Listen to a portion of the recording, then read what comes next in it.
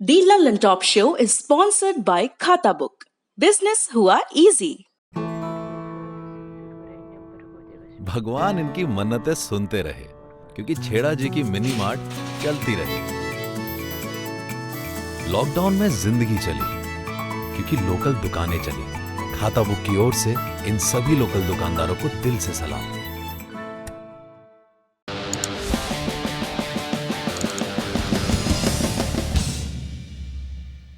नमस्कार, सौरभ द्विवेदी नाम है हमारा और आप देखना शुरू कर चुके हैं दी ललन टॉप शो। कोरोना महामारी के बीच धरती अपनी धुरी पर उसी गति से घूम रही है। बिहार का चुनाव पास आ रहा है और इसी के साथ तेज हो रही है राजनीति। नेताओं का आवागमन भी सिर्फ वोटर्स के यहाँ नहीं, एक दूसरे की पार्टियों में। श्याम रजक अभी कल तक नीतीश कुमार की कैबिनेट में मिनिस्टर थे, अब अपनी पुरानी पार्टी आरजेडी में चले गए। सबने कहा नीतीश का दलित चेहरा चला गया। अब खबर आ रही है कि जीतन राम मांझी ओरिजिनल दलित चेहरा एनडीए की तरफ लौट रहे हैं। पार्टी का विलय ना भी करें तो एनडीए का हिस्सा तो बनेंगे ही।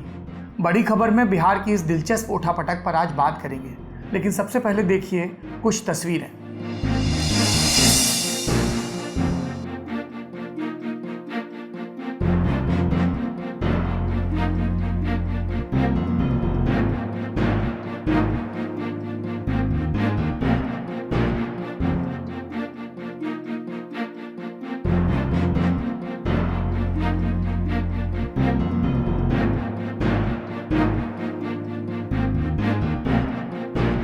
ये तस्वीरें इंडिया टुडे के संवाददाता अरविंद ओझा ने ट्वीट की।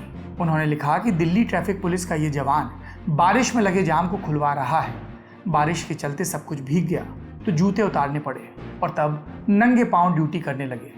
बात छोटी सी है, लेकिन ऐसी छोटी छोटी बातें ही कभी कभार हमारे अंदर मर रही उम्मीद को सहारा देती है कि चीज़ें बेहतर हो सकती हैं। ऐसे लोग हैं जो अब भी इस दुनिया को सहेजने में लगे हैं, जिनके लिए कर्तव्य सिर्फ एक शब्द नहीं है, उनकी मेहनत है, उनकी लगन है। उन्हें हमारा सलाम, नमस्कार। अब बढ़ते हैं सुर्खियों की तरफ। सबसे पहले संक्रमण से जुड़े आंकड़े।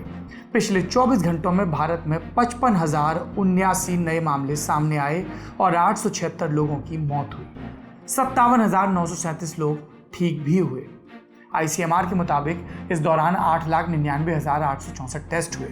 आईसीएमआर का लक्ष्य है कि भारत में रोजाना 10 लाख टेस्ट हों। वैसे 18 अगस्त 2020 तक के कुल आंकड़ों की बात करें तो टोटल मामले हो गए हैं 27,02,742। कुल मौतें 51,797। ठीक हुए मरीजों की संख्या 19,77,779। अब वैक्सीन की बात कर लेते हैं, जिसके ना होने से यह आंकड़ा बढ़ रहा है।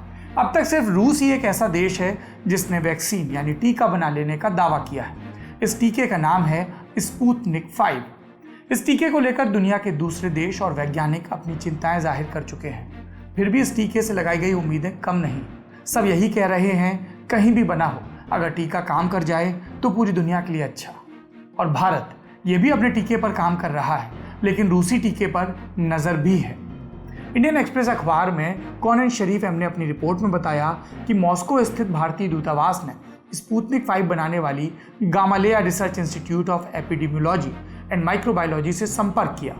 भारत अभी टीके के असर और सुरक्षा से जुड़ी जानकारियां जुटा रहा है। रूस के इस टीके में यूएई और फिलीपींस जैसे देशों ने भी दिलचस्पी दिखाई है, लेकिन इस टीके के तुरंत भारतीय बाजार या अस्पतालों में उपलब्ध होने की संभावना अभी कम है, क्योंकि संभावना यह है कि central drugs standard control organisation यानी CDSCO इस टीके का ट्रायल पहले भारत की आबादी पर करवाए, फिर नतीजे देखकर फैसला ले। मंजूरी मिल जाए, इसके बाद ही टीके को आयात करने या भारत में बनाने जैसे कोई कदम उठाए जाएंगे। इसके लिए तैयारी भी चाहिए और ज़रूरी अनुमतियां और समझौतों में समय भी लगेगा। तो फिलहाल कोरोना का एक ही टीका है, सतर्कता बरतना। दूसरी सुर्खी जुड़ी है एक नई नियुक्ति से। राकेश अस्थाना सीमा सुरक्षा बल यानी कि BSF के नए महानिदेशक होंगे। इससे पहले वो नागर विमानन सुरक्षा ब्यूरो माने bureau of civil aviation security के महानिदेशक थे। 1984 बैच के गुजरात काडर के IPS अधिकारी अस्थाना कुछ वक्त पहले चर्चा में थे। 2018 में अस्थाना केंद्रीय अन्वेषण ब्यूरो यानी कि CBI में विशेष निदेशक स्पेशल डायरेक्टर थे। तब CBI ने उनके खिलाफ ही मामला दर्ज किया था। खबरें आई थी कि अस्थाना की तत्कालीन सीबीआई निदेशक आलोक वर्मा से खटपट चल रही है। जवाब में अस्थाना ने आलोक वर्मा की शिकायत विजिलेंस डिपार्टमेंट से की थी। हालांकि बाद में बात आई गई हो गई। फरवरी 2020 में अस्थाना को सीबीआई ने क्लीन चिट भी दे दी। अटकलें हैं कि अगले साल फरवरी में जब सीबीआई के हालिया निदेशक ऋषि कुमार शुक्ल रिटायर होंगे तो उनकी जगह अस्थाना ले सकते हैं। तीसरी सुर्खी भी एक नई नियुक्ति या कुछ टिप्पणीकारों की माने तो तबादले से जुड़ी है। सत्यपाल मलिक, पहले नेता और अब चर्चित राज्यपाल, फिलहाल गोवा के राज्यपाल, अब मेघालय के राज्यपाल होंगे। उत्तराखंड से आने वाले वरिष्ठ भाजपा नेता और महाराष्ट्र के राज्यपाल भगत सिंह कोश्यारी वो गोवा का प्रभार भी संभालेंगे। राज्यपाल महामहिम होते हैं, उनका तबादला नहीं होता, वो एक जगह इस्तीफा देकर दूसरी जगह पद ग्रहण करते हैं। तो फिर मलिक के साथ इस शब्द का इस्तेमाल क्यों हुआ? जवाब 2019 से शुरू होता है। 5 अगस्त 2019 को जम्मू कश्मीर में अनुच्छेद 370 को निष्प्रभावी किया गया। तब मलिक श्रीनगर के राजभवन में थे। तब जम्मू कश्मीर में सरकार नहीं थी, क्योंकि बकौल मलिक 2018 में उन्हें वो लेटर नहीं मिला था जिसमें महबूबा मुफ्ती ने उमर अब्दुल्ला की नेशनल कॉन्फ्रेंस के साथ सरकार बनाने का दावा किया था। खैर, अनुच्छेद 370 हटने के 2 महीने बाद जीसी मुर्मू को वहां भेजा गया और मलिक उन्हें गोवा के राजभवन भेजा गया। गोवा में भी भाजपा की सरकार है, लेकिन पिछले कुछ दिनों से सत्यपाल मलिक और गोवा के मौजूदा मुख्यमंत्री प्रमोद सावंत के बीच खटपट की खबरें आ रही थी। प्रमोद सावंत ने एक बयान में कहा कि राज्यपाल मलिक के मुताबिक मीडिया गोवा में कोविड-19 पर गलत जानकारी दे रहा है। मलिक ने फौरन इस बात का खंडन किया कि उन्होंने ऐसा कभी नहीं कहा। फिर प्रमोद सावंत सरकार को एक नया राजभवन बनवाने की सूझी, लेकिन मलिक ने इस योजना को ये कहकर रोक दिया कि महामारी के समय ऐसे खर्च ठीक नहीं होंगे। और अब खबर है कि मलिक मेघालय जा रहे हैं और इस बात को आधार बनाकर कई लोगों ने यह भी कह दिया कि मलिक का तबादला हो गया। कई ये भी कह रहे हैं कि उनका देश दर्शन चल रहा है। सत्यपाल मलिक अब शिलोंग जाएंगे, जहां नेशनल पीपल्स पार्टी के कोनराड संगमा की सरकार है। भाजपा के 2 विधायक सरकार का हिस्सा हैं और एनपीपी यानी कोनराड शर्मा और बाकी सब लोग जिस संगठन से जुड़े हैं, जिस अलायंस से जुड़े हैं, north east democratic alliance NEDA, वो वहां पर प्रभावी है। नेडा एनडीए का पूर्वोत्तर संस्करण है।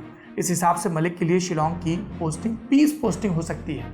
लेकिन जैसा सयाने कह गए हैं, सियासत में कुछ भी निश्चित नहीं होता, स्थायी नहीं होता।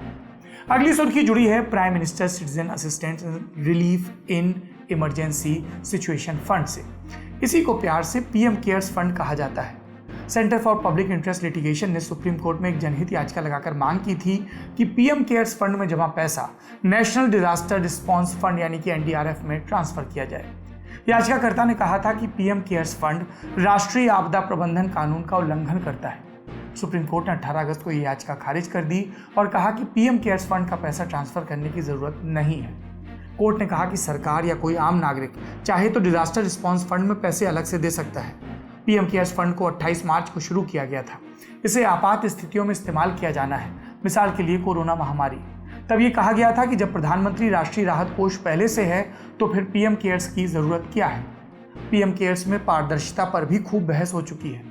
अब सुप्रीम कोर्ट से फैसला आया है कि पीएम केयर्स का पैसा वहीं रहेगा और इस फैसले के बाद भाजपा हमलावर हो गई। भाजपा के अध्यक्ष जेपी नड्डा ने ट्वीट करके इसे राहुल गांधी और उनके कथित एक्टिविस्ट के लिए झटका बताया। मौका हाथ लगा तो रविशंकर प्रसाद भी प्रेस के सामने आए। चीन और राजीव गांधी फाउंडेशन वाला जिक्र फिर से किया। हमारे पार्टी के मंच से आपको बताया गया है और मीडिया में भी आया है कि किस तरह डॉक्टर मनमोहन सिंह की सरकार के समय राजीव गांधी फाउंडेशन को एनडीआरएफ से पैसे दिए गए थे। आज मैं उसको दोहराऊंगा नहीं। और आपने यह भी सुना होगा कैसे 100 करोड़ रुपया बजट के प्रोविजन में भी किया गया था राजीव गांधी फाउंडेशन के लिए। राजीव गांधी फाउंडेशन एक फैमिली फाउंडेशन था, आपको पता है। और आपने यह भी सुना होगा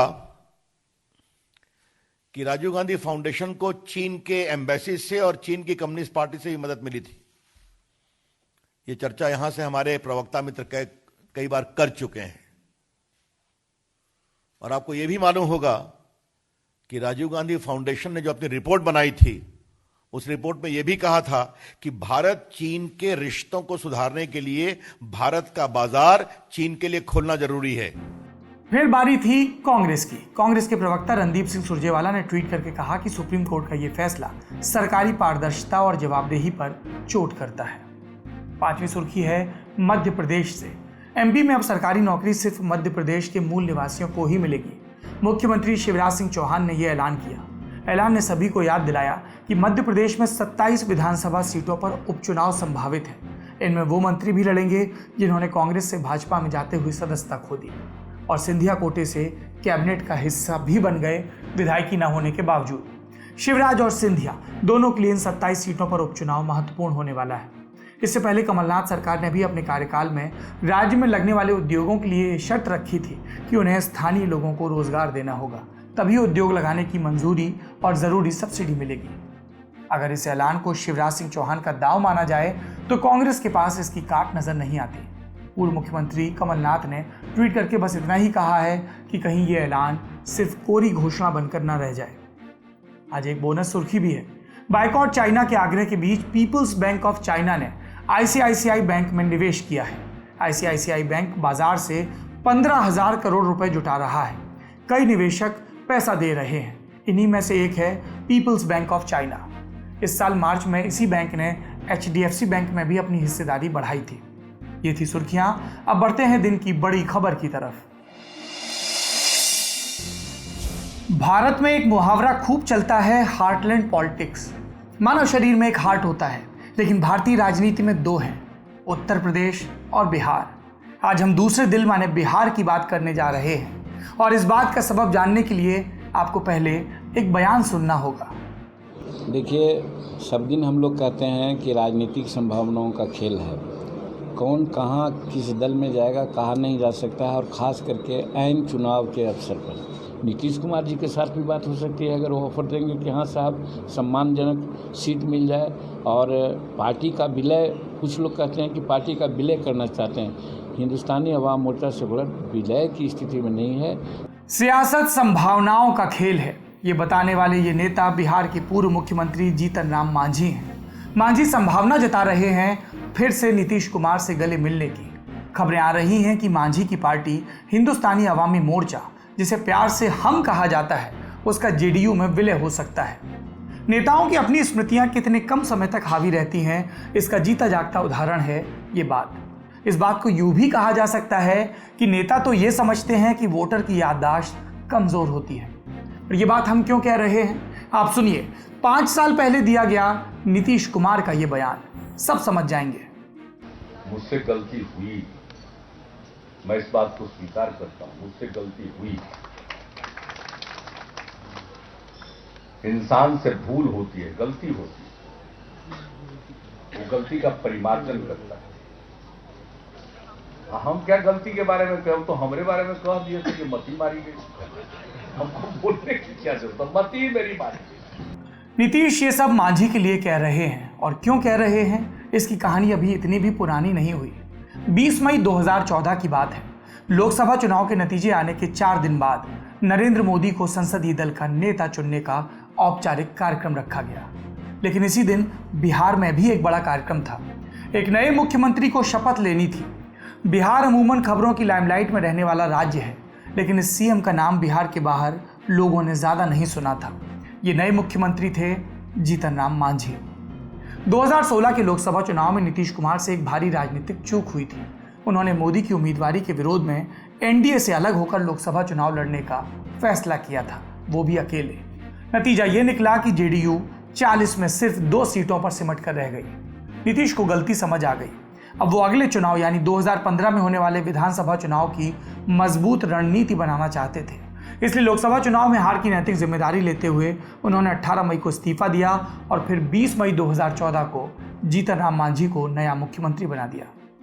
सियासत में इत्तेफाक काम की चीज है। इत्तेफाक जैसे चरण सिंह का प्रधानमंत्री बनना, इंद्र कुमार गुजराल का प्रधानमंत्री बनना। जीतन राम मांझी को भी ऐसा ही इत्तेफाक कहा गया।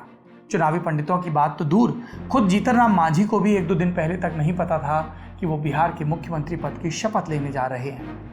लेकिन नीतीश ने जीतन राम मांझी को ही क्यों चुना, इसको लेकर टिप्पणीकारों का मत था कि नीतीश का दांव बड़ा था।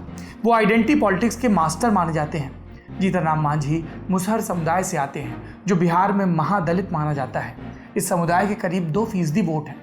नीतीश कुमार इस समुदाय के वोटरों को साधना चाहते थे और बाकी महादलितों को संदेश देना चाहते थे कि हम ही आपके हितों के रक्षक हैं। दूसरी तरफ नीतीश को लगा था कि उनका रिस्क कैलकुलेटेड है, क्योंकि भले ही मुख्यमंत्री मांझी हों, लेकिन सरकार तो नीतीश ही चलाएंगे। पर कुछ ही महीनों में उनकी गणना उल्टी पड़ गई। मांझी ने खड़ाऊ रखकर राज नहीं किया, उन्होंने सीएम की ताकत को अपना हक समझा। नीतीश से बात बिगड़ने लगी। कहा जाता है कि मांझी को बीजेपी ने अपने फेर में ले लिया था। नीतीश ने जब मांझी को सीएम बनवाया तो ये कार्यकाल नवंबर 2015 के चुनाव तक होना था, यानी लगभग 18 महीने का। लेकिन नीतीश कुमार को एहसास हो गया कि उनसे फिर एक गलती हो गई। 9 महीने बाद जीतनराम मांझी से मुख्यमंत्री का भार उन्होंने वापस ले लिया और उन्हें जेडीयू से भी निकाल दिया। और तभी नीतीश ने कहा था कि मेरी मति मारी गई थी जो मांझी को मुख्यमंत्री बनाया। कुर्सी जाने के बाद मांझी ने खुद को बड़े नेता के तौर पर स्थापित करने की कोशिश की और इसमें वो जोड़ने लगे अपनी जातीय अस्मिता।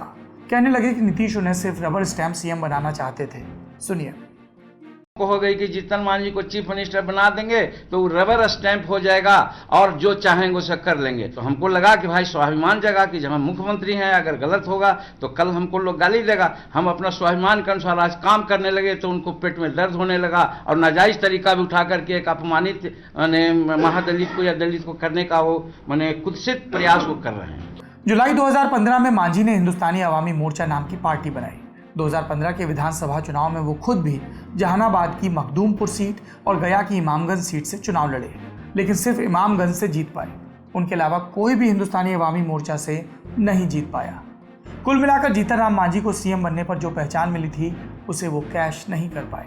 उन्होंने एनडीए से गठबंधन किया था, लेकिन 2019 आते आते वो आरजेडी और कांग्रेस के महागठबंधन के साथ खड़े थे, क्योंकि नीतीश एनडीए में लौट आए थे। वो खुद गया सीट से लोकसभा का चुनाव लड़े, हारे और तब से उनकी सियासत सिमटी हुई दिख रही है। अब नीतीश पुरानी अदावत भुलाकर एक बार फिर मांझी और उनके समुदाय के वोटरों पर नजर जमाए हैं। इसके मुख्य किरदार सिर्फ मांझी नहीं है, एक और नाम है श्याम रजक का। पूर्व प्रधानमंत्री चंद्रशेखर का झंडा उठाकर चलने वाले नेता श्याम रजक 90 के दशक में जनता दल में आए। 1995 में फुलवारी शरीफ से पहली बार विधायक बने। लालू यादव के साथ 2009 तक रहे जनता दल और फिर राष्ट्रीय जनता दल में। उनकी गिनती कभी लालू यादव के सबसे खास करीबी नेताओं में होती थी। उन्हें लालू का खास कहा जाता था और उनके साथ रामकृपाल यादव की जोड़ी लालू के राम और श्याम की जोड़ी के रूप में प्रचलित थी। लेकिन फिर वो आरजेडी छोड़कर जेडीयू में चले गए। उन्हें समझ आ गया कि अब लालू की सत्ता दरक चुकी है। 2010 में नीतीश सरकार में मंत्री बने और फिर उनकी आगे की सरकारों में भी मंत्री बनते रहे।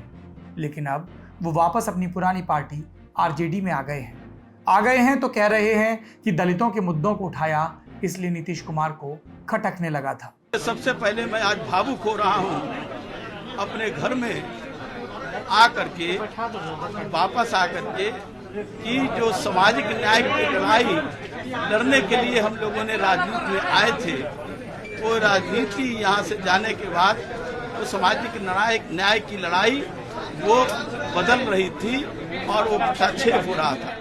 जब श्याम रजक जेडीयू छोड़कर गए तो उसके अगले ही दिन जेडीयू ने भी 3 नेताओं को आरजेडी से जोड़ा। ये हैं प्रेमा चौधरी, महेश्वर यादव और डॉक्टर अशोक कुमार, और तीनों ही लालटेन छाप से विधायक बने थे, यानी कि आरजेडी के नेता थे। तो लोगों ने कहा 3-1 हो गया। वैसे दलित नेताओं की नावाजाही से दूर असली खेल चल रहा है नीतीश कुमार और चिराग पासवान में। रामविलास पासवान की पार्टी एलजेपी और नीतीश कुमार की जेडीयू दोनों ही एनडीए का हिस्सा है, लेकिन पिछले कई महीनों से दोनों पार्टियां एक दूसरे के खिलाफ मुखर हैं। रामविलास पासवान के बेटे, सांसद और एलजेपी के राष्ट्रीय अध्यक्ष चिराग पासवान कोरोना को काबू करने में बिहार सरकार के कामकाज पर सवाल उठाते रहे हैं। उन्होंने बिहारी फर्स्ट यात्रा के दौरान जेडीयू को असहज करने वाले कई बयान भी दिए। बाढ़ को लेकर भी वो नीतीश सरकार में कमी निकालते रहे।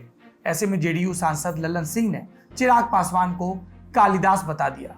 उसी डाल को काट रहे हैं जिस पर बैठे हैं के तात्पर्य के साथ। वैसे नीतीश से झगड़े की शिकायत चिराग ने 2-3 दिन पहले बीजेपी के राष्ट्रीय अध्यक्ष जेपी नड्डा से भी की, ऐसी खबरें हैं।